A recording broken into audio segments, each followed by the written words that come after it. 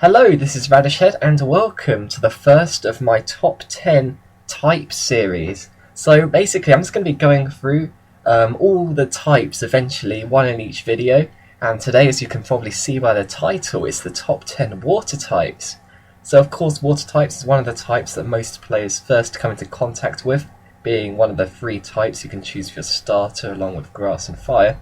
There's also loads of water type Pokemon. Apparently there's a current total of 109 of them, and of course there's going to be lots more of those added into X and Y. So that's more than any other type, meaning that generally it was actually quite tough to choose this list. Not only that, but I'm a massive water Pokemon fan. Like, most of my top 10 favourite Pokemon in general are water type. So yeah, this list was pretty tough for me to choose. Some of these were chosen because they're good in battle, some because they're just generally awesome Pokemon, and others which are both. So, but above all, this is my own opinion. So please no hating. And if you have a different opinion, or you want to agree with my opinion, or whatever, post in the comments because I love hearing what you guys all have to say. So without further ado, let's begin the list. And Pokemon number 10 on the list is Marill. Now, Marill blew people's minds upon its first announcement, because people thought it was related to Pikachu for some reason. I guess it sort of looks like a blue Pikachu. Basically, there were loads of rumours going around with people saying they found the so-called Pika Blue in their copies of Red and Blue. And yeah, people basically called it Pika Blue. So basically, it's a huge troll at heart, and that's why I love Marill. It's not that powerful in the games, but it does have, well, it can have the huge power ability, which doubles its attack stats, which makes even its sort of mediocre attack stat really quite something special, I guess, once you level it up a bit. And apparently it's great for bringing along to picnics, because it seems to be the trademark Pokemon for the Picnicker trainer in Pokemon Emerald. And I don't really know what the deal with that is, like why Marills are so good for bringing along to picnics, but I love picnics, so yeah, why not? Marill, that's another reason to put you on the list. Also, it's now a fairy, so that's pretty cool too. Number 9 is Sealo, the awesome sea lion Pokemon.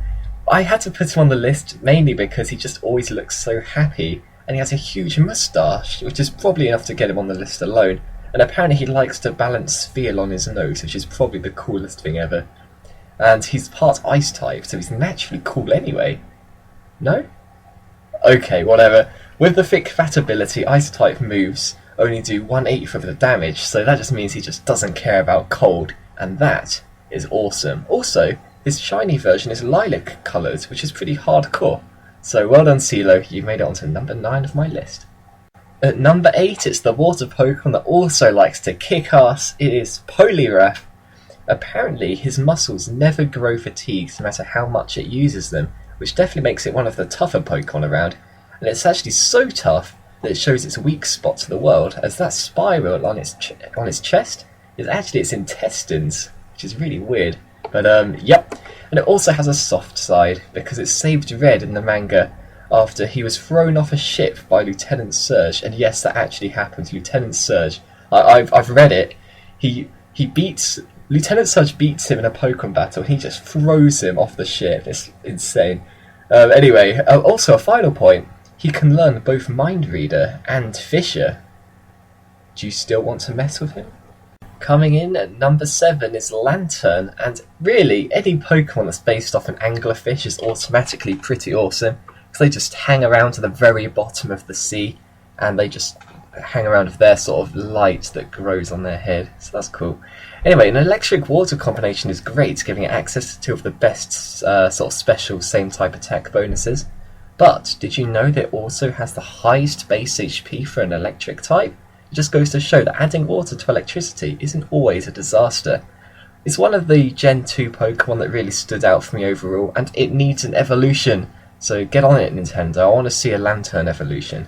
But yes, number 7, Lanturn is here. Number 6 is Ludicolo. Now, I was tempted to take this Pokemon off the list just because of frustrating experiences fighting Mira B in Pokemon Colosseum with her team of Rain Dish Ludicolo that just sort of danced around, just mocking you while they healed all their HP and just couldn't kill them. But this Pokemon is so awesome, I just couldn't bring myself to do it. Basically, Ludicolo It dances, it wears a poncho and a sombrero. It's basically the most stereotypical Pokemon in the entire Pokemon universe. I mean, maybe I'm a little biased because I own Sapphire, but I think he's way cooler than Shrifty. I mean, what's Shrifty got? Like, Dark type moves. I'm even sure it's meant to be. It evolves from an acorn. I don't know what's going on there. But, yeah, Ludicolo, you are definitely deserving of the number 6 spot on the list. Now, why is Vaporeon the number 5 Pokemon on the list? Why, it's because it's the best evolution, of course. What? No, you say? No, there's no arguing. I've decided it right here in this video. Vaporeon is the best evolution, so all of you who are hating and saying Jolteon is the best can just go over there, take a seat, because Vaporeon is the best choice for killing dragons with Ice Beam, and who can deny the brilliance of a dragon-slaying Pokemon? Also, it can just take hits all day with its bulky stats. Which of the other, evolutions can say that? Leafeon has okay defense, I guess. But, can Leafeon walk on water? Yes, Vaporeon can. Need I say more? Number 4 is Wailmer. Just look at it. It's a round whale thing without a tail for some reason that rolls around, and apparently if it absorbs enough water it can bounce around, making it a possible option for some kind of Pokemon bouncing sport, and that to me is just so awesome. It was also one of the first Generation 3 Pokemon shown alongside Kecleon and Azurill, meaning it's also sort of got the nostalgia factor to it, because I've got various early Generation 3 posters around, and they've all got Kecleon, Azurill and Wailmer on them. Also, it was a Pokemon popular with Team Aqua, so do you want to disagree with Pirate? Because I don't. Also, it evolved into Wailord, which is a just as awesome Pokemon, and apparently Wailord's weight to body mass ratio means it's technically lighter than air.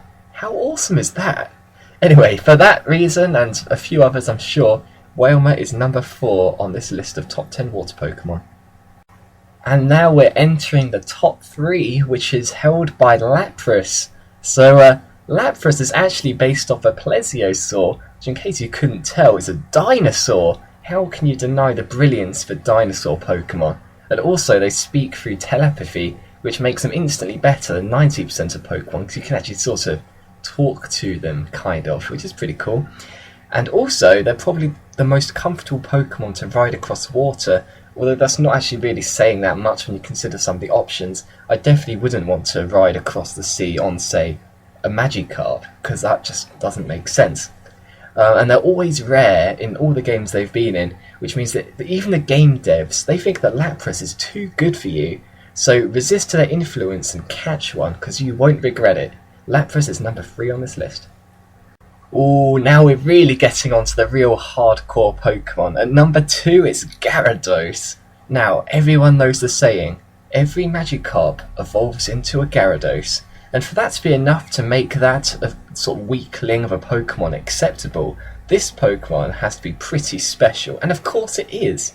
It's basically a Chinese-style dragon that flies around. In fact, it was going to be made parts dragon type originally, but the developers realised that'd be too much awesome in one Pokemon, and so it's water flying instead, which is still pretty cool. Well, that's also presumably the reason why its name was changed from Skullkraken.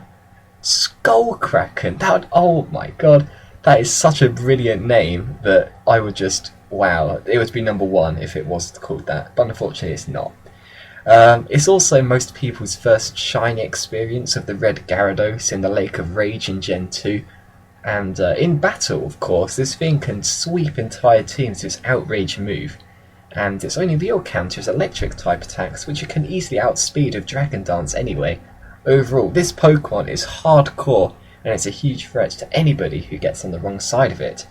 And so the number 1 best water type of all time is Blastoise! That's right, it's Blastoise, the final evolution of the first gen starter Squirtle. It's still the best water type out there. Why?